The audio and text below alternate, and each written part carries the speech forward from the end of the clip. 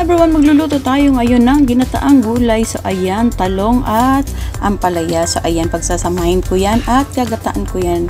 Kaya hahaluan ko din yan ng pork. So ayan, yung pork na yan, binabad ko na yan sa pampalasa para naman malasang-malasa na siya bago pa natin ihalo sa ating mga gulay. So ito yung ating mga sangkap. Ayan, bawang sibuyas, paminta pampalasa, siling haba, at syempre yung aking siling lapuyo na paboritong ilagay sa mga niluluto.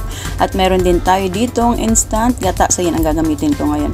Syempre, igisa ko muna yung mga sangkap. Ayan, sabay-sabay na ngayon ang paggisa niyan.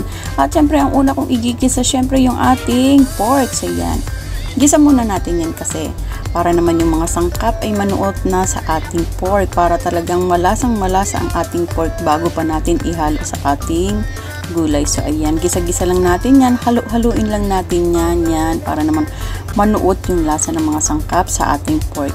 At syempre, isusunod natin yan, igigisa yung ating gulay. So yan, lagay na natin ang ating talong.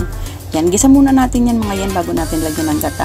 At nilagay ko na rin yung ating ampalaya. Ayan, sabay-sabay na natin yan igisa para naman sabay-sabay na silang maluto. At syempre, ayan, ninalo-halo ko na yan. Halo-haluin lang natin yan para mamaya lalagyan natin yan ng gata. Pero, dahil walang sabaw yan, kailangan lagyan din natin yan ng konting tubig para naman yung ating karne ay lumambot ng konti bago pa natin lagyan ng gata. So yan, ganyan lang. Ganyan lang kasimple ang ating lutong ulam ngayon. So yan, hayaan lang natin yan na magkulo, ganyan. Syempre, hinahalo-halo ko yan. Hindi ko na pinapakita sa inyo ang paghalo-halo. So, syempre, halo-haluin muna natin yan para naman pantay yung mga lasa ng ating mga sangkap. So, ayan nga, konti na lang yung sabaw natin. Kaya nilagay ko na rin yung ating paminta at pampalasa, pati na yung ating siling green kasi lalagyan na natin yan ng gata. So, ayan. O, diba? Naku, paglagay pa lang ng gata, talaga nakakatakam na yung itsura ng ating gulay ngayon. So, yan. O, diba?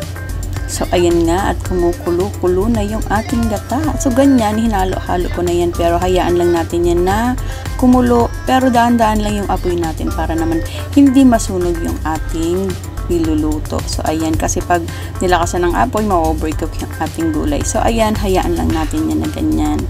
Mahina lang yung apoy para naman manuot yung ating gata sa ating mga gulay at syempre sa ating karne. So, yan, hayaan lang natin yan.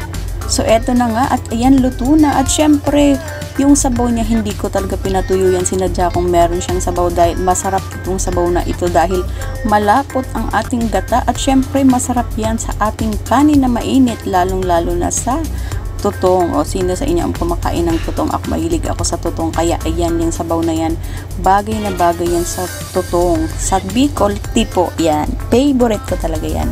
Lalo pag mga ganyang gulay ang ulam.